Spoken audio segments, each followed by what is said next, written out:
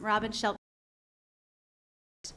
I should probably open by thanking you for strengthening the parental reporting part as we requested in May, but you have completely stripped this policy of its strength with the addition of one word, unattended. On Friday, I sent the board an email sharing my concern. At the time, I hoped it was an oversight. Today, a board member replied that it was not an oversight. Let me spell this out so everyone here in the room understands my concern. Current policy defines seclusion as the confinement of a student alone in an enclosed space from which the student is physically prevented from leaving by locking hardware. Your proposed policy changes the definition, requiring that the student be alone and unattended to be considered seclusion. Per policy, seclusion is only to be used when a child's at risk of physically hurting himself or others and police are on the way. To leave a child who wants to harm himself in a locked room without anyone attending to him through a window is terrifying. No child should ever be placed alone in a locked room and left unattended. Another problem with the definition of seclusion in the proposed policy is that if a child were locked in a room alone but attended, it would not be considered seclusion with this new proposed policy. It would only be seclusion if the child was unattended. It is also not isolation because the definition of isolation says that it's done in a room without a lock. The definition of timeout is anything that isn't seclusion or isolation. So leaving a child alone in a locked closet-sized room could simply be timeout. Let me say that again. With this proposed policy, it would be okay to lock a child alone in a room with an adult on the other side of the door and call it timeout. There are no guidelines related to the duration or frequency of timeout. Any child can go to timeout for any discrepancy. Parents don't have to be notified about timeout. The closet-like rooms at High Roads cannot be locked if there's a person. They don't lock if there is not a person holding the door in place, as you described. A teacher must at all times attend to the child who is alone.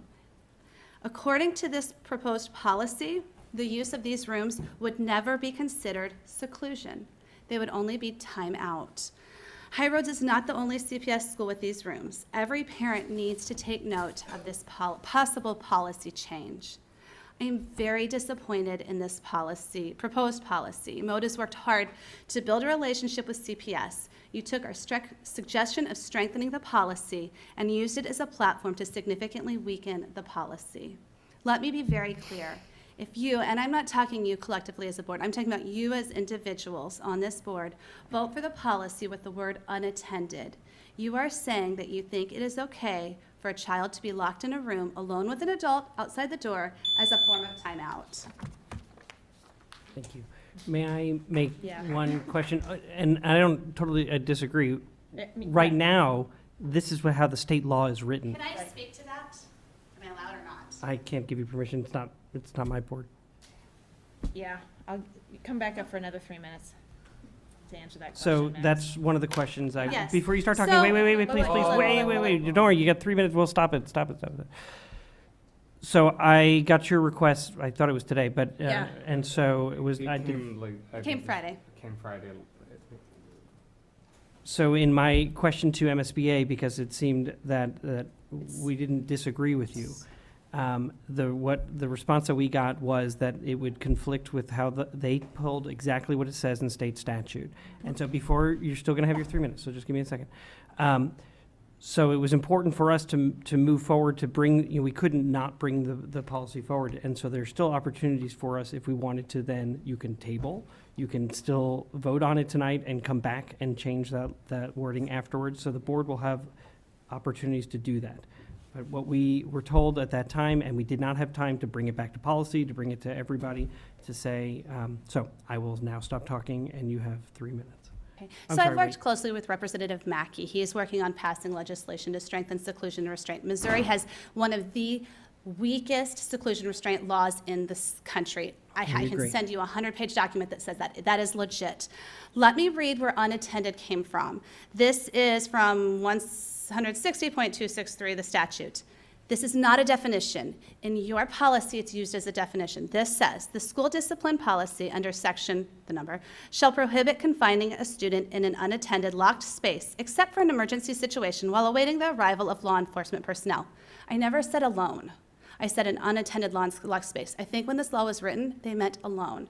But to say alone and unattended makes it very clear that you're talking unattended. This also is not a definition. This is saying, this is the minimal.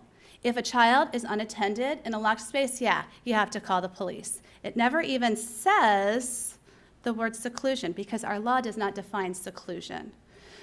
We have to do at least the bare minimum, but we should set our policies far above what the bare minimum is. So yes, we have to call the police if a child's unattended in a locked space, except for the emergency, that. We have to do better than that. State law is terrible. That is where you have to step in and as a school board, set a policy that actually protects the kids.